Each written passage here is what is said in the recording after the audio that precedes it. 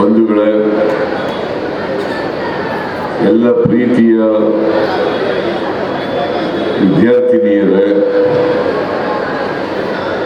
ಇತರ ಎಲ್ಲ ಸ್ನೇಹಿತರ ಮಾಧ್ಯಮದ ಗೆಳೆಯರೇ, ಇವತ್ತು ಸುಮಾರು 219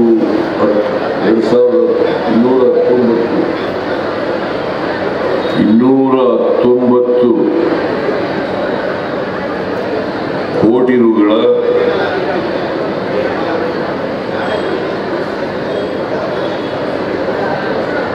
ವಿಜ್ಞಾನ ಕಾಲೇಜು ಮತ್ತೆ ಹಾಸ್ಟೆಲ್ ಕಟ್ಟಡ ಇದಕ್ಕೆ ಶಂಕುಸ್ಥಾಪನೆ ಮಾಡತಕ್ಕಂಥ ಕೆಲಸವನ್ನ ಮಾಡಿದ್ದೀವಿ.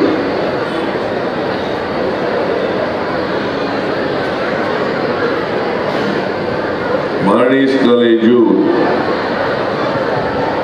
ಮೈಸೂರು ನಗರದಲ್ಲಿ ಒಂದು ಪ್ರತಿಷ್ಠಿತ ಕಾಲೇಜು.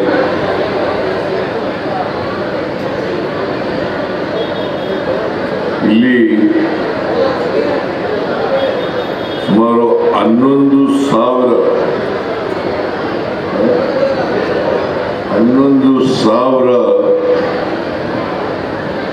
ವಿದ್ಯಾರ್ಥಿಗಳು ಶಿಕ್ಷಣವನ್ನು ಪಡೀತಾ ಇದ್ದಾರೆ.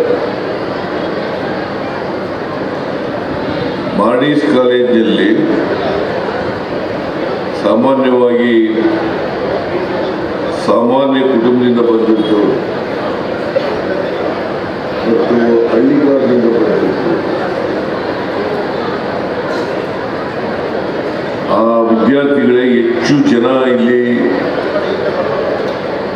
ವಿದ್ಯೆಯನ್ನು ಪಡಿತಕ್ಕಂಥವ್ರು.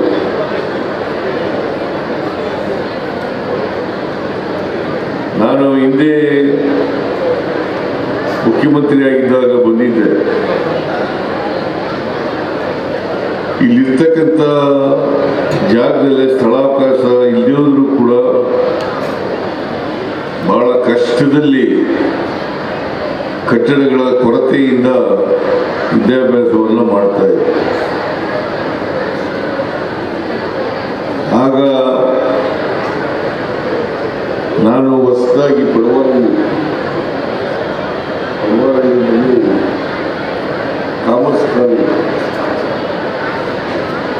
ಕಾಮರ್ಸ್ ಕಾಲೇಜಿನ ಇಲ್ಲಿಂದ ಅಲ್ಲಿಗೆ ಮಾಡಿ ಕಾಮರ್ಸ್ ಕಾಲೇಜಿನ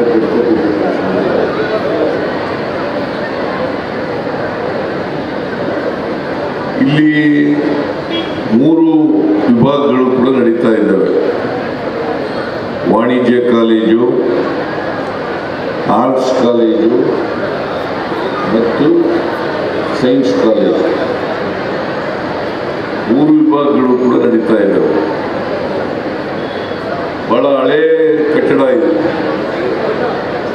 ಹಳೆಯ ಕಟ್ಟಡ. ನಾವೆಲ್ಲ ಮೈಸೂರಿನಲ್ಲೇ ಓದಿದ್ದು. ನಾನು ಹೈಸ್ಕೂಲಿಂದ ಲಾ ಮುಗಿಸೋವರೆಗೂ ಮೈಸೂರಿನಲ್ಲೇ ಓದಿದ್ದು, ಮತ್ತೆ ಲಾಯರ್ ಕೆಲಸನೂ ಕೂಡ ಇಲ್ಲೇ ಮಾಡಿದ್ದು. ಹಾಗಾಗಿ ಮೈಸೂರಿನ ಸಮಸ್ಯೆಗಳು ಮಾರ್ನೀಸ್ ಕಾಲೇಜಿನ ಅಲ್ಲಿರ್ತಕ್ಕಂಥ ಸಮಸ್ಯೆಗಳು ನನಗೆ ಅರಿವಾಗಿತ್ತು. ಹಾಗಾಗಿ ಇದಕ್ಕೆ ಒಂದು ಹೊಸ ರೂಪವನ್ನು ಕೊಡಬೇಕು ಅಂತೇಳಿ ಪ್ರಯತ್ನವನ್ನು ಮಾಡಿ ಈಗ ಮೈಸೂರಿನಲ್ಲಿ ಆ ಕಾಮರ್ಸ್ ಕಾಲೇಜು ಸುಮಾರು 4,000 ವಿದ್ಯಾರ್ಥಿನಿಯರಿದ್ದಾರೆ. 4,000 ವಿದ್ಯಾರ್ಥಿನಿಯರಿದ್ದಾರೆ. ಅಲ್ಲಿ ಆಸ್ತಿವಾಗಿದೆ 600 ಜನರಿಗೆ ಹಾಸ್ಟೆಲ್ ಇದೆ. ಈಗ ಅಡಿಗಲ್ ಆಗ್ತಾ ಇರ್ಬೋದು.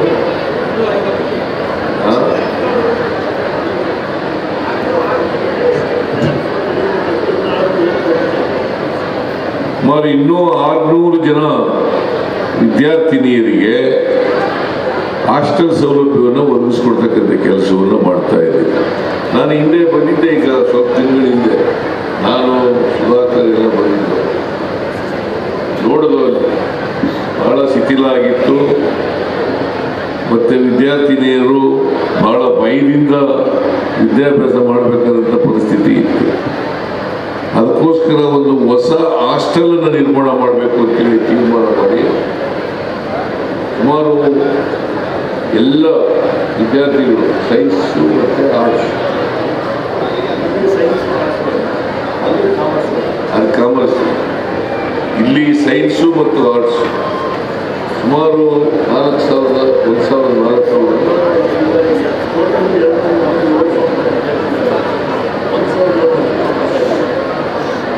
ಸುಮಾರು 1,700 ಜನರಿಗೆ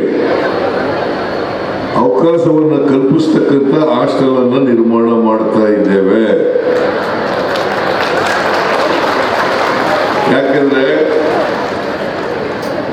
ನಮ್ಮ ಉದ್ದೇಶ ಹೆಣ್ಣು ಮಕ್ಕಳಿಗೂ ಕೂಡ ಗುಣಮಟ್ಟದ ಶಿಕ್ಷಣ ಸಿಗಬೇಕು. ಒಂದು ಮಾತಿದೆ ನಮಗೆ, ಹೆಣ್ಣು ಮಗಳು ಒಬ್ಬ ಹೆಣ್ಣು ಮಗಳು ವಿದ್ಯಾವಂತಿ ಆದರೆ ಒಂದು ಶಾಲೆಯನ್ನು ತೆರೆದಂತೆ. ಚಂದ್ರಶೇಖರ್ ಕೂಡ ಶಿಕ್ಷಣ ಸಚಿವರಾಗಿದ್ದರು.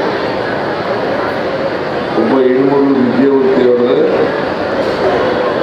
ಒಂದು ಶಾಲೆಯನ್ನು ತೆರೆದಂತೆ.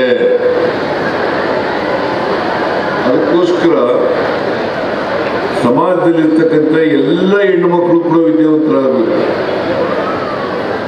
ನಿಮಗೆ ಬಸವಣ್ಣವ್ರ ಕಾಲದಲ್ಲಿನೇ ಸಮಾನತೆಯ ಅವಕಾಶವನ್ನು ಕಲ್ಪಿಸ್ಕೊಡ್ತೀವಿ. ನಮ್ಮ ಸಮಾಜದಲ್ಲಿ ಶತಮಾನಗಳ ಕಾಲ ಹೆಣ್ಣು ಮಕ್ಕಳು ಅಕ್ಷರ ಸಂಸ್ಕೃತಿಯಿಂದ ವಂಚಿತರಾಗಿದ್ದರು. ಹೇಗೆ ಶೂದ್ರರು ಅಕ್ಷರ ಸಂಸ್ಕೃತಿಯಿಂದ ವಂಚಿತರಾಗಿದ್ದರು, ಅದೇ ರೀತಿ ಹೆಣ್ಣು ಮಕ್ಕಳು ಕೂಡ ಶಿಕ್ಷಣದಿಂದ ವಂಚಿತರಾಗಿದ್ದರು. ಹಾಗಾಗಿನೇ ಸಮಾಜದಲ್ಲಿ ನಾವು ತಾರತಮ್ಯವನ್ನು ಕಾಣಲಿಕ್ಕೆ ಸಾಧ್ಯ.